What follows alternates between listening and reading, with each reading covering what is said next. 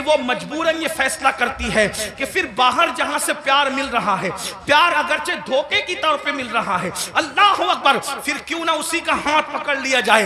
याद रखना मुसलमानों, आज हमारे मिंबरों से ये बात हो रही है कि हमारी बेटियां भाग रही हैं, भाग रही हैं, भाग रही हैं। मुफक्किरीन यूट्यूब चैनलों पर भी कह रहे हैं। पहली बात तो मैं दो बात करना चाहता हूं, लेकिन आपसे पूछता हूं, बहन के बारे में इमाम आली मकाम का हाल ये, बीबियों की मौजूदगी में क़यादत का झंडा खानदान नबूवत का किसी के हाथ में देते हैं, बेटियों की और बीबियों की मौजूदगी में उसको बहन कहते हैं। बताओ, इमाम तो बहन से इतना प्यार करते हैं, हमारा और आपका बहनों के साथ क्या ताल्लुक है?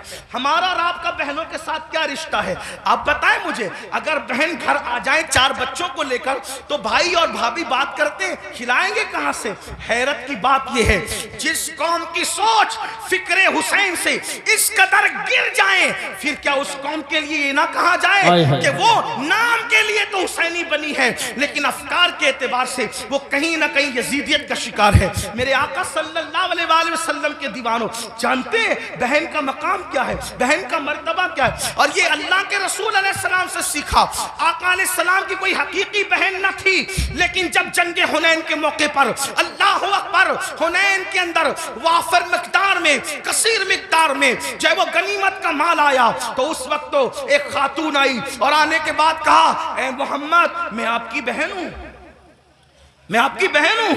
हुजूर अलैहिस्सलाम को उस बहन से जुदा हुए तकरीबन कमोबेश आधी सदी बीत चुकी थी। अल्लाह के हबीब अलैहिस्सलाम ने कहा, तुम मेरी बहन हो, नाम क्या है? कहा, मेरा नाम शैमा है, मैं हलीमा की बेटी हूं। आका अलैहिस्सलाम ने फरमाया, शैमा को तो जानता हूं, हलीमा को भी जानता हूं, मेरी वो माँ है, रजाई माँ, लेकिन शैमा तुम मेरी बहन और तुम ही हो, इसकी निशानी तुम्हारे पास क्या है? अल्लाह, क्या निशानी है मुझे बताओ। तो हजरत शैमा कहती है, एक बात ऐसी है जो सिर्फ तुम और मैं जानते हैं, तीसरा कोई नहीं जानता हमारे सिवा। का वो कौन सी? तो आका अलैहिस्सलाम से उन्होंने अर्ज किया, एक दिन मैं आपको कहीं ले जाना चाहती थी, एक दिन मैं आपको कहीं ले जाना चाहती, आप आना नहीं चाहते थे, मैंने जबरदस्ती की, गोद में छीना। आपने अक्सर ये मंजर देखा होगा घरों में कि बड़ी बहनें भाई को गोद में ले जाना चाहती है, वो नहीं आना चाहता, तो क्या होता है, वो जबरदस्ती खींचती है, तानती है, ऐसा करती है। तो शैमा कहती है, आप नहीं आना चाहते थे, मैं ले जाना चाहती थी, मैंने जबरदस्ती की, तो आपने मेरे कंधे पर दांत काट लिया था, और वो दांत काटने का निशान अब भी मौजूद है।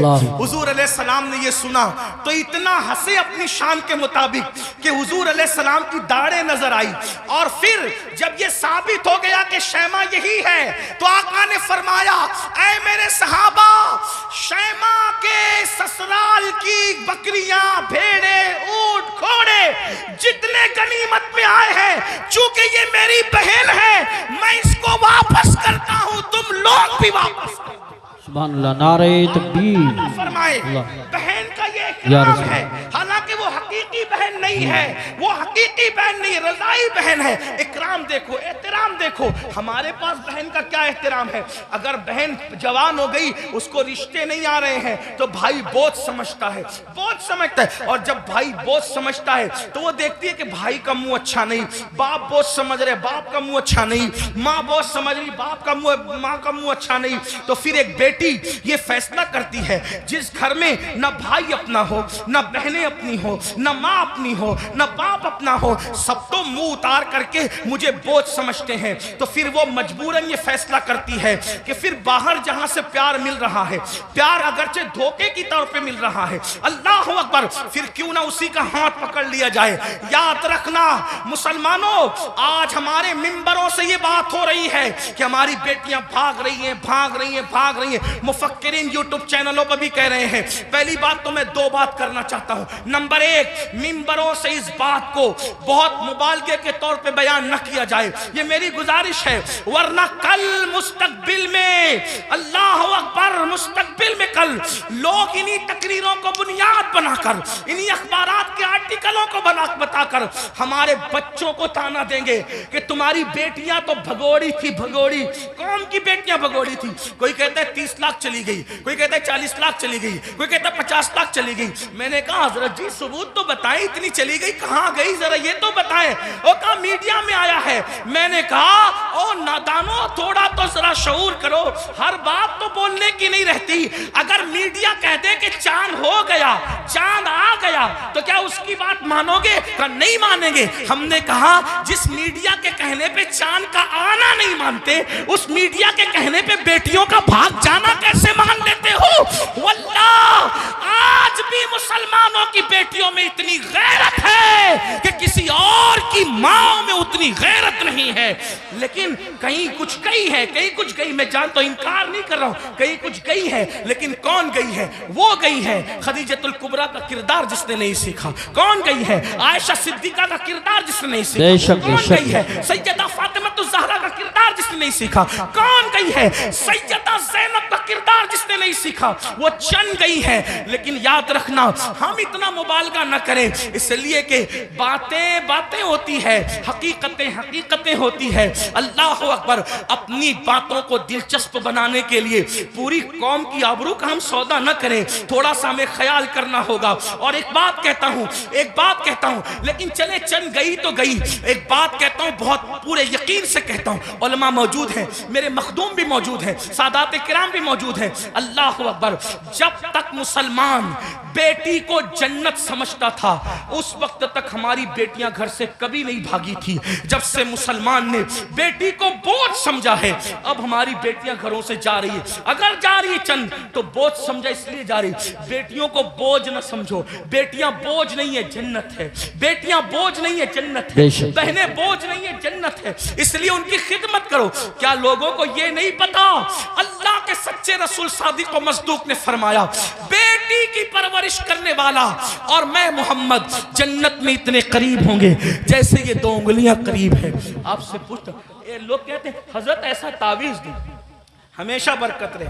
मैंने कहा बेटी उस तावीज का नाम है, क़यामत तक बरकत रहे। वो कैसे? का हदीस पाक में आता है, जिस घर में बेटी पैदा होती है उस घर में फरिश्ते आते हैं और उसको चारों तरफ से घेर कर कहते हैं, ऐ कमजोर जान से पैदा होने वाली कमजोर जान, जिसके घर में तू पैदा हुई, हम क़यामत तक अल्लाह के हुक्म से उसकी मदद करते रहे। अब बेटी पैदा हो तो मदद यूं उतर रही है और हमने बेटियों को बहुत समझ लिया। तो इमाम करबला में देखो बेटी से प्यार कितना कर रहे हैं। हजरत सैयदा सुकैना, जिन्हें सकीना भी कहते हैं। अब मैं जो है वो तलफ़ुज़ात के जो है वो भूल भुलैया में आपको घुमाना नहीं चाहता, जो लोग कहते हैं वही कहकर आगे बढ़ना चाहता हूँ। लेकिन बहरहाल हजरत सैयदा सकीना को सीने पे सुला रहे कि नहीं सुला रहे? एक बेटी का मर्तबा, करबला के खैमे में इमाम अपनी बेटी को सीने पे रख रहे हैं। आप अंदाजा तो फरमाए, चचा भतीजी के कहने पर फुरात तक जा रहा है, ये सब क्या है? भाई अपनी बहन के कहने पर, इमाम अली अकबर रज़ी अल्लाह तबारक व तआला अपनी बहन के कहने पर वो सब कुछ करते नजर आ रहे हैं, जिसको देख करके इंसान हैरत व इस्तिजाब में डूब जाता है। करबला ये भाइयों, करबला अब इख्तिताम पे सुन ले जरा सा। करबला रिश्तों की वफा का नाम, करबला रिश्तों को ताज़ीम देने का नाम, करबला मोहब्बतों का नाम, करबला एहतराम का नाम, करबला ताज़ीम का नाम, करबला कुरान के तहफ़्फ़ुज़ का नाम, करबला अकीदे की हिफाजत का नाम, और करबला हदीस के सही मफ़हूम को अमली तफसीर में पेश करने का नाम, करबला कुरान मुक़द्दस के सांचे में ढल जाने का नाम, करबला शराब से नफरत का नाम, करबला ज़िना से नफरत का नाम, करबला जुए से नफरत का नाम, करबला बांसुरी म्यूजिक और मौसीकी के मुकम्मल खातिमे की जोदे मुसलसल का नाम,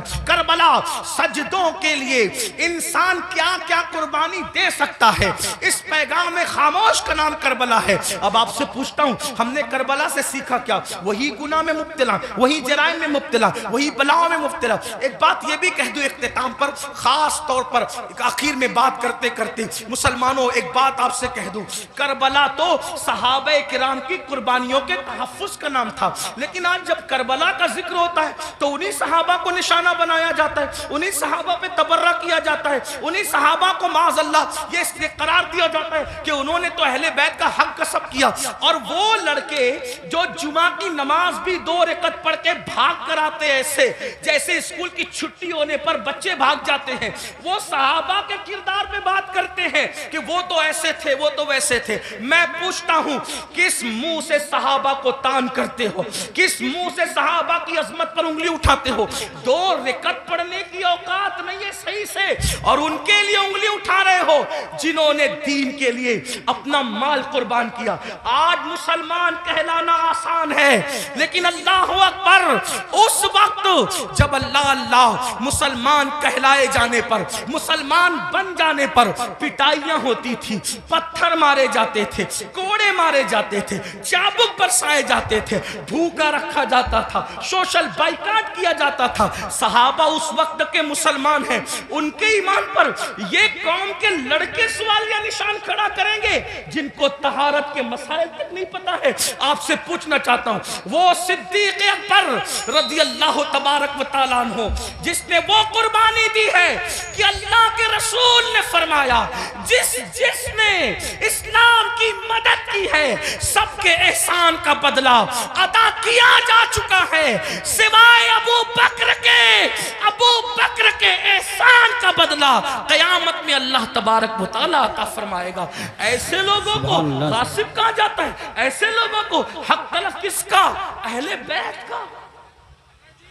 मुझे बताओ मुसलमानों, जरा गौर करो, उस फारूक आजम के बारे में कहा जाता है कि उन्होंने ये किया, ये किया, ये किया। आपसे पूछता हूं, फारूक आजम का किरदार पता है? फारूक आजम का किरदार मालूम है? फारूक आजम के किरदार के बारे में इल्म है? अल्लाह अकबर, आपको वो सफर याद होगा, आप वो सफर जानते होंगे। अल्लाह अकबर कि फारूक आजम मदीने मुनव्वरा से चलते, फारूक आजम मदीने मुनव्वरा से चलते और मदीने से चलते हुए बैतुल मुकद्दस जाते हैं। एक ही ऊँटनी है, अपने जवानों की खास तवज्जो, एक ही ऊँटनी है, गुलाम साथ में जा रहा है। फारूक आजम गुलाम से कहते, सवारी एक है इसलिए हम ये करेंगे, सवारी एक है ये करेंगे कि थोड़ी देर मैं बैठूंगा, थोड़ी देर आप बैठना, फिर मैं पैदल चलूंगा, फिर तुम बैठोगे, तुम चलोगे, मैं बैठूंगा। आपसे पूछता हूं, बैतुल मक़दिस तक गुलाम को इस तरह लेकर के गए कि नहीं लेके गए?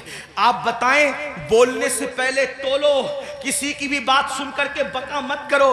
जो फारूक आजम एक गुलाम की हक तलफी न करें, जो फारूक आजम एक गुलाम की हक तलफी न करें, वो फारूक आजम अपनी आकाज़ादी सैयदा फातिमतुज़ ज़हरा की हक तलफी कैसे कर सकते हैं? आप जानते हैं, कभी गौर तो किया होता, कभी सोचा तो होता, जिससे जो सुना वही बकना शुरू कर दिया। मेरे आका अलैहिस्सलाम फरमाते हैं, मेरे असहाब को बुरा मत कहो, मेरे सहाबा को बुरा मत कहो। और इसी करबला की बात करते हुए सहाबा पे तबर्रा किया जाए, मुसलमानों क्या मुंह लेकर के उठोगे? जानते हैं, शिफा शरीफ में काजी अयाज रहमतुल्लाहि ताला अलैह लिखते हैं कि एक शख्स मर रहा था, उसको मौत आ रही थी, मरते वक्त उसकी जबान पे कलेमा नहीं आ रहा था। अल्लाह अकबर, उसकी जबान पे कलेमा नहीं आ रहा था। उससे पूछा गया कि तू कलेमा क्यों नहीं पढ़ पा रहा है? उसने कहा कि मैं अबू बकर और उमर के गुस्ताखों के साथ बैठा करता था। वो गुस्ताख नहीं था, बल्कि गुस्ताखाने शेखैन के साथ बैठता था। अल्लाह अकबर, तो जो गुस्ताखाने शेखैन के साथ बैठे, सिर्फ बैठे, मरते वक्त उसकी जबान पे कलेमा नहीं आता, जो गुस्ताखी करे उसका क्या अंजाम होगा? ये दुनिया चंद दिन की है, ये दुनिया चंद लम्हे की है। बंदों की खुशी के लिए अल्लाह को नाराज न करो। वल्लाहु व रसूलुहु अहक्कु अन युर्दू, अल्लाह और उसका रसूल इस बात के ज्यादा हकदार हैं कि उनको राजी किया जाए। आज ये बहस चल रही है कि कौन कब ईमान लाया था, कौन कब ईमान लाया था। मैंने कहा किसी ने कभी भी ईमान लाया था, ईमान तो लाया था ना, हुजूर ने तो माफ किया था ना, हुजूर ने तो चादर में जगह दी थी ना। जिसको रसूलुल्लाह अमान दे दे, जिसको नबी अमान दे दे, उम्मती को हक क्या है उसको अमान से बाहर करने का? आपसे पूछना चाहता हूं, इसलिए मुसलमानों अपनी हैसियत में रहो। आला हजरत इमाम अहमद रजा मुहद्दिस बरेलवी फतावा रज़विया शरीफ में लिखते हैं, आलिम रब्बानी की तौहीन करने वाला कुफ्र तक जाता है। जब आलिम रब्बानी की तौहीन करने वाला कुफ्र तक जाता है, जो सहाबा की तौहीन करे, सहाबा को गालियां दे, याद रखना स्टेज पर कुछ भी कहो, कमरे की गुफ्तगू तो अल्लाह सुन रहा है, दिलों का हाल तो अल्लाह देख रहा है। इसलिए उनके लिए दिलों में कीना न रखो, उनके लिए दिलों में अदावत न रखो। मुसलमानों क्या बात है, अगर रसूलुल्लाह ऊंट के चमड़े की नालैन पहन ले तो हम उस नालैन को सर पे रखते हैं। आखिर ऊंट का चमड़ा ना देखा, क्या देखा? रसूलुल्लाह की निस्बत देखी। तो जब रसूलुल्लाह की निस्बत की वजह से ऊंट का चमड़ा सर पे रखा जाता है, तो रसूलुल्लाह की निस्बत की वजह से असहाबे मुस्तफा की ताज़ीम क्यों नहीं की जाती, उनका एहतराम क्यों नहीं किया जाता? लेकिन एक बात यह भी ख्याल रखना, एक तबका वो है कि अल्लाह अल्लाह जो सहाबा को हल्का जान रहा है, सहाबा की बेअदबी कर रहा है, कमरों में बैठ करके अपने मानने वालों को उनके खिलाफ कान भर रहा है। लेकिन दूसरा तबका वो भी नजर आ रहा है कि जब अहलुल बैत पर कोई गुफ्तगू होती है तो फिर उसका मुंह उतरता है कि ये अहले बैत की फजीलत पढ़ने वाला कोई राफजी तो नहीं हो गया। हम कहते हैं अल्लाह के बंदो, अहले बैत की फजीलत पढ़ना राफजियत नहीं है, बल्कि सहाबा की गुस्ताखी करने का नाम राफजियत है। वरना देखो, अल्लाह अकबर, हमारे जितने बुजुर्गान दीन है सब ने खुल खुल कर खिल खिल कर सहाबा की अजमत भी बयान की और अहले बैत की अजमत भी बयान की।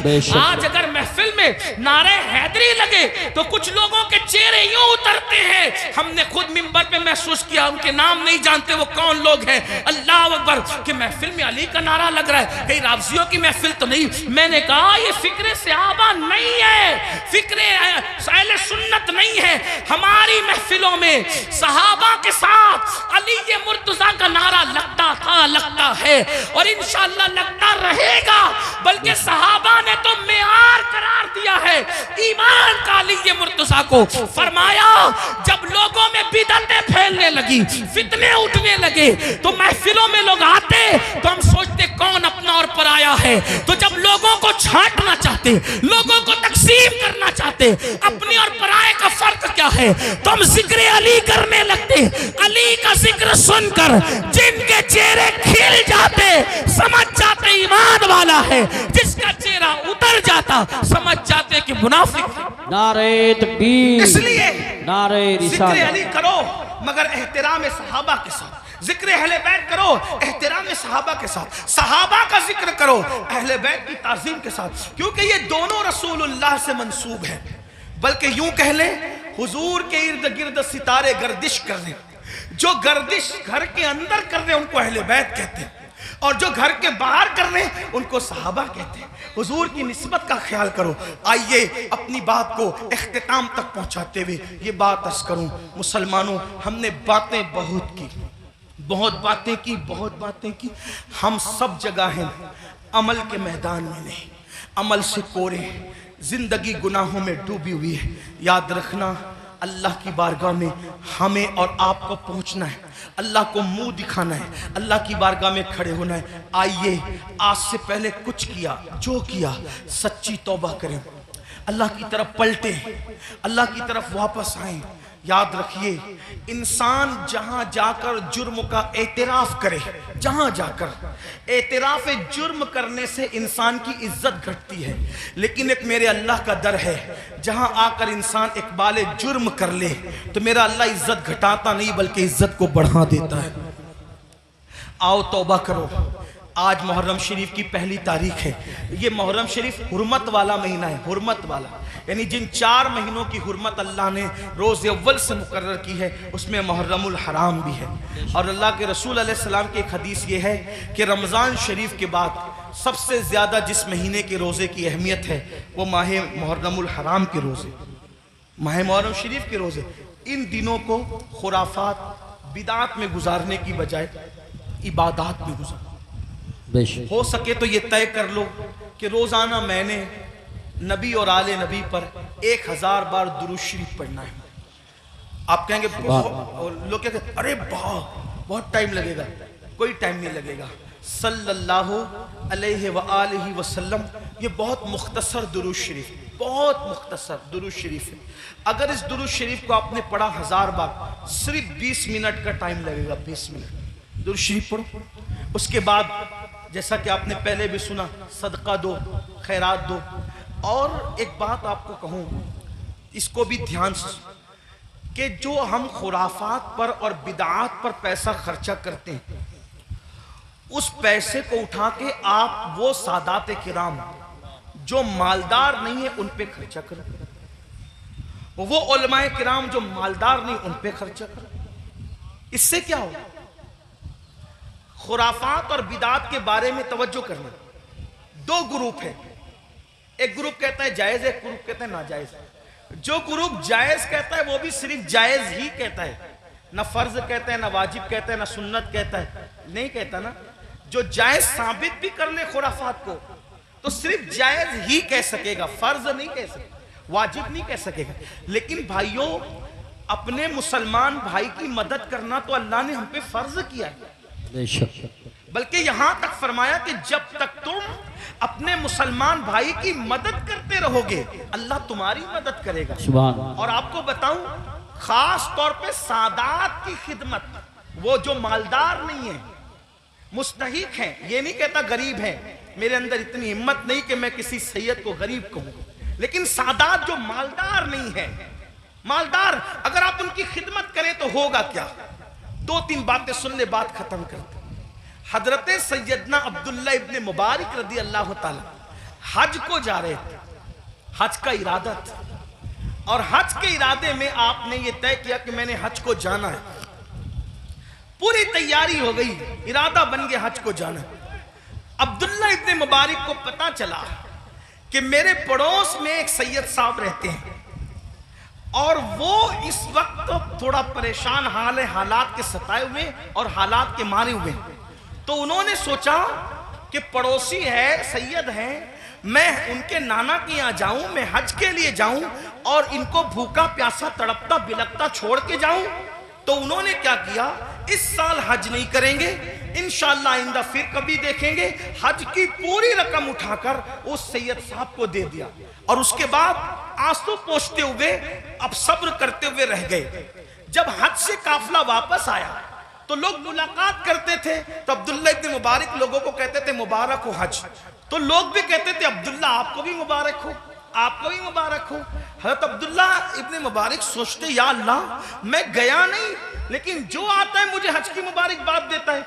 इसी फिक्र में थे, आंख लगी तो ख्वाब में गैब से निदा आई। कोई कहने वाला कहता है, अब्दुल्ला इब्ने मुबारक, तूने मेरे नबी के शहजादे की मदद के लिए हज को मुलतवी कर दिया तो तेरी ये अदा इतनी पसंद आई कि हमने तेरा हम शक्ल एक फरिश्ता पैदा किया है जो क़यामत तक तेरी तरफ से हज करता रहेगा और उसका सवाब तुझे मिलता रहेगा। सुभान अल्लाह, सुभान इसलिए अल्लाह, इसलिए खुराफात की तरफ खर्च करने की बजाय अपने सादात जो मुस्तहिक है उनके लिए खर्च करो। ऐसे सादात हैं, मैंने कई जगह देखा, कोई सब्जी बेच रहा है, कोई ऑटो चला रहा है, कोई चाय बेच रहा है, उनके बच्चों की स्कूल की फीस नहीं है भरने के लिए, उनकी बच्चियों की शादी के लिए पैसे नहीं है। ये सारी चीजें मुसलमानों, हमें इसकी तरफ गौर, तरजीहात की तरफ गौर कीजिए, जहां खर्च करने का ज्यादा फायदा है उसकी तरफ। बल्कि इमाम अहले सुन्नत एक हदीस लिखते हैं, आइए उस हदीस को भी सुने। कहते हैं कि मेरे आका अलैहिस्सलाम ने फरमाया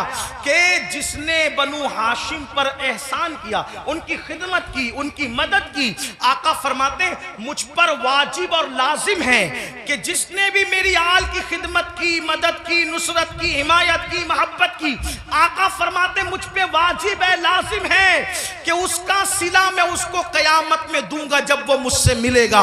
ये हदीस लिखने के बाद मेरे इमाम कहते हैं जिसका मफहूम ये, सुन्नियों दौड़ो और सादात की खिदमत कर लो, इसलिए कि नबी किस किस को मिलेंगे, किस किस को ना मिलेंगे अलग उन्वान है, लेकिन जिन्होंने आले नबी की खिदमत की होगी उससे मिलने का वादा मुस्तफा जाने रहमत फरमा रहे हैं। गोया के और लोग हुजूर को ढूंढेंगे और हुजूर अपनी आल की खिदमत करने वाले को सिला अता फरमा रहे होंगे, लिका का शरफ अता फरमा रहे होंगे। इसलिए मेरी गुजारिश है, हमने अपने पैसों को, रुपयों को बहुत ज़ाय किया खुराफात पर, बिदात पर। क्या खुराफात है, क्या बिदात है? अपने इलाके के मुस्तनद मोतबर उलमा और मुफ्तियान किराम के पास बैठो और बैठ करके सीखो कि किन खुराफात से और बिदात से बचना है और कौन सी चीज़ें अहले सुन्नत व जमात से है। जैसे कि लोग तो शरबत पिलाने को भी बिदत कह देते हैं। आपसे कहता हूँ कि भाई शरबत पिलाना कौन सी बिदत है? मेरे इमाम लिखते हैं, वो भी क्या दलील दी, फरमाया जब कुत्ते को पानी पिलाने पे जन्नत मिल सकती है, तो इमाम आली मकाम के नाम पे अगर मोमिनों को शरबत पिलाया जाए तो फिर उसका सिला क्या होगा? ये सारी चीजें करते रहिए। अल्लाह ताला से दुआ है अल्लाह हम सबको तौफीक दे। गुफ्तगू के दरमियान अगर कोई गलती हो जाए तो अल्लाह ताला माफ फरमाए। अस्तगफिरुल्लाह रब्बी मिन कुल्लि ज़ंबिन व अतूबु इलैहि। अहले सुन्नत का है बेड़ा पार, अस्हाबे हुजूर नज्म है और नाव है इतरत रसूलुल्लाह की। अस्सलामु अलैकुम व रहमतुल्लाहि व बरकातुहू।